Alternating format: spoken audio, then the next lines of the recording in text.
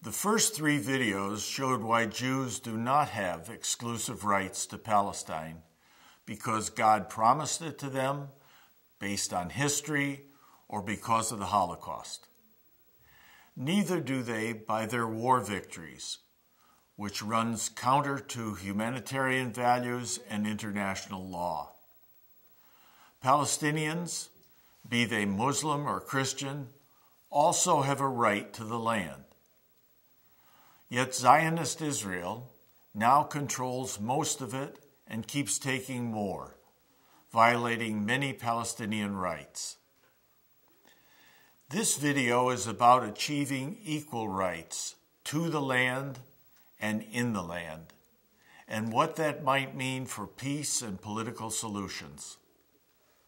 First, it's necessary to review a little more history.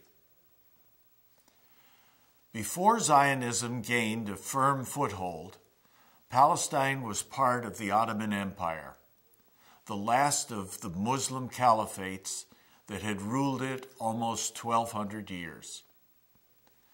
The Ottomans were on the losing side in World War I, and Great Britain took over Palestine in 1920. In 1922, Palestinian Muslims and Christians were widely distributed in the land and were 88% of the population. Jews were only 11%. Due to Zionist efforts increasing Jewish immigration, by 1944, Jews were 30% and Palestinians were 69%. Yet Jews owned less than 6% of the land. This changed radically in the 1948 Arab-Israeli War, in which Israel captured all of Palestine except the West Bank and Gaza. In the ethnic cleansing of Palestine, Israeli historian Ilan Pappé documents how Zionist forces made refugees of 720,000 Palestinians by expelling them from what would become Israel and destroying hundreds of their villages.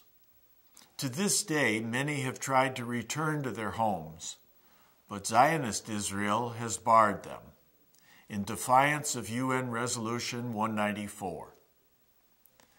40,000 of these refugees were displaced within and became citizens of Israel.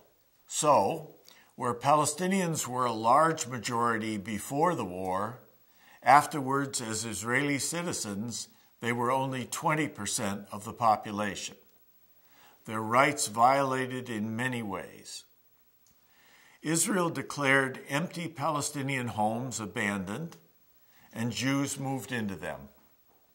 Never mind that Israel barred their true owners from returning to them.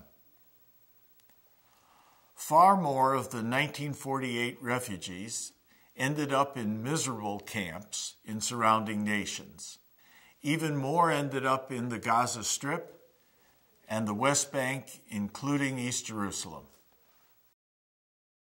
Palestinian hopes for a new homeland focused on this mere 22% of their original homeland. Reflecting their right to at least this remnant of Palestine, these areas became known as the Palestinian territories. But Zionists refer to the West Bank as their Judea and Samaria of 2,700 years ago, to which they wrongly claim unchallengeable, eternal historic right. In the 1967 war, Zionist Israel also captured and occupied the Palestinian territories. It continued its special brand of ethnic cleansing by creating 300,000 more Palestinian refugees, many of whom were also 1948 refugees. Some of these also fled to surrounding nations, many others to refugee camps in the occupied Palestinian territories. Israel now controlled all the land and promptly began colonizing these territories in defiance of the UN and international law.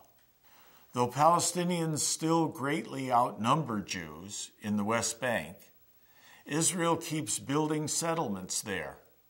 To make room for them, it squeezes Palestinians into smaller and smaller areas resembling Indian reservations or apartheid Bantustans, rather than a viable homeland. Greater Israel and Bantustan Palestine, Zionism's two-state solution. These violations of Palestinian rights to the land and in the land include occupying and colonizing Palestinian territories, discriminating against Palestinian citizens of Israel, and preventing Palestinian refugees from returning to their homes. How can these injustices be corrected? Not through political action. U.S. politicians are so pro-Israel, they have little concern for Palestinian rights. Ditto for Canada, and things aren't much better in the rest of the English-speaking world. Not through the peace process, which ignores the aggressor-victim relationship between Israel and the Palestinians. Based on compromise, the peace process demands more from whom so much already has been taken, and its leader, usually the U.S., is strongly pro-Israel. Thus, the peace process is irrelevant to justice. It's just a smokescreen behind which Israel colonizes and oppresses while pretending to seek peace. The only peace the peace process produces is the smoldering peace of repression. How about the UN? It has passed hundreds of resolutions condemning Israel's occupation and colonization of Palestinian territories, urging it to respect Palestinian rights and calling on it to let the refugees return. Despite its pledges to obey the UN, Israel ignores these demands. The UN is powerless to enforce them, and its members, especially the U.S., won't. Don't look to the UN for justice. What about international law, the International Court of Justice, and the Geneva Conventions? The ICJ, a division of the UN, also has no enforcement power. If Israel defies a ruling, the ICJ can refer it to the UN Security Council, but there waits the U.S. to protect Israel with its veto. Even if it doesn't, UN members are unwilling to enforce its decisions against Israel. So Israel also ignores the ICJ, including its ruling that Israel's separation wall is illegal. As for the Geneva Conventions, Israel's colonization of the West Bank mocks its ruling that countries must not colonize territories they occupy by war. Politicians, the peace process, the UN, and international law can't restore Palestinian rights. What could? BDS, boycott, divestment, and sanctions. We, the people, must assert our First Amendment rights by boycotting Israel and divesting from companies that do business in or with Israel. As with the anti-apartheid campaign, government sanctions will come later. That could be key, for South Africa only yielded after the U.S. finally imposed sanctions on it in 1986. Hundreds of Palestinian organizations are demanding three things of Israel. 1, end the occupation. Remove your people, settlements, and military from the West Bank, including East Jerusalem. 2, grant equal rights to the Palestinian citizens of Israel. 3, let the refugees return home or compensate them if they prefer. While it may not be possible to completely compensate the Palestinians for all the injustice they've endured, Compliance with these demands would go a long way toward that. And boycotts are the best way to motivate Israel to meet those demands. Academic boycotts involve the refusal of international academics and institutions to interact with Israeli academics and institutions. Cultural boycotts mean shunning Israeli musical, theater, sports, and similar organizations. They're especially effective because of the stigma on Israel if, for example, its teams are excluded from international competitions. Everyone can engage in consumer boycotts. Because Israel makes and can unmake its unjust policies, all Israeli products should be avoided, not just those of its settlements.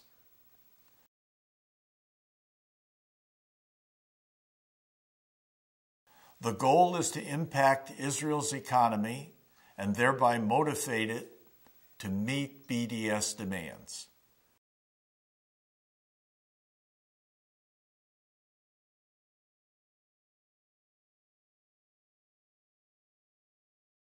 How hard would it be for Israel to meet BDS demands? Ending the occupation could be costly. Besides relocating over 500,000 settlers, it could involve removing their housing and infrastructure. But this cost might be mitigated in meeting the third demand, the refugees' right to return. Returning would not mean they would all go back to Israel. More often than not, refugees choose alternatives to returning. That could mean cash compensation or with housing abandoned in Israel's withdrawal from the West Bank.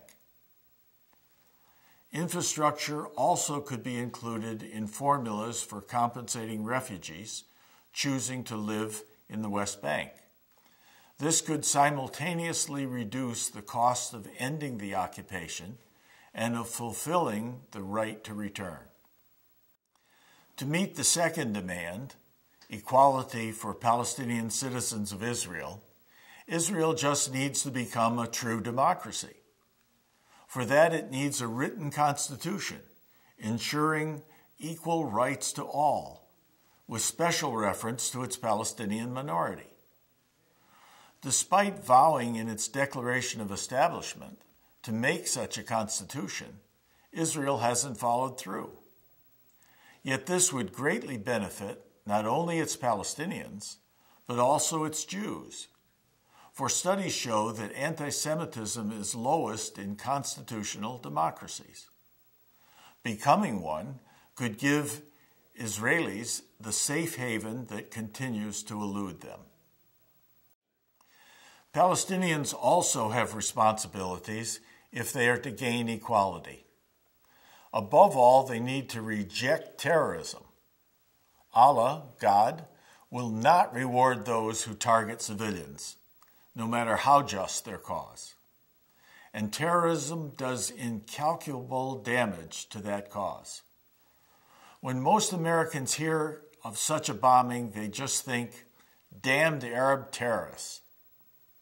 The rest of the Palestinian story is ignored, and whatever consequences they suffer are a matter of course.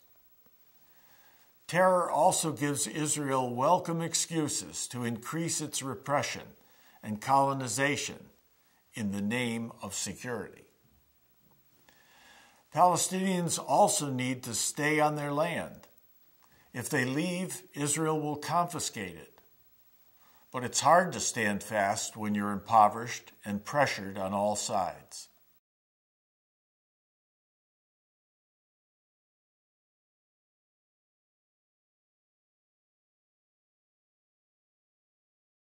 Once Palestinians have equal rights to and in the land, real peace will have a chance.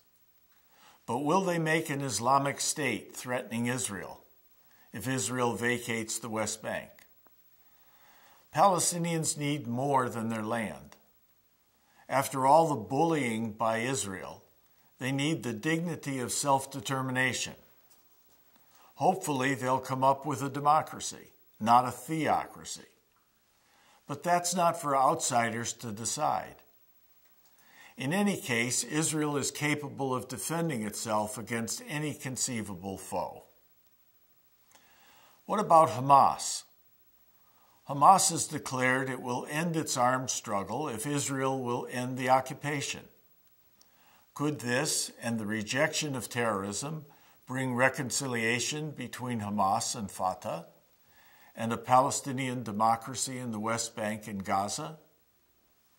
Could that state peacefully coexist with the constitutional democracy of potential Israel? Or might one Jewish-Palestinian constitutional democracy be possible? There will be many possibilities when Israel complies with the three demands. To summarize, the Palestinians must have equal rights before there can be genuine peace. Currently, the only promising path to that is BDS. It won't be easy for Israel to end the occupation and provide justice to the refugees and its Palestinian citizens, but it's possible with commitment and ingenuity. Nor will it be easy for Palestinians to end terror and stay on their land. But these triumphs could bring peace and security as Israel overcomes Zionism to realize its true potential, and the Palestinians finally are free to create the kind of homeland they want. Whether all this would lead to one state or two is hard to say. Perhaps it doesn't matter, as long as, God willing, it finally allows the three faiths to coexist peacefully in the Holy Land.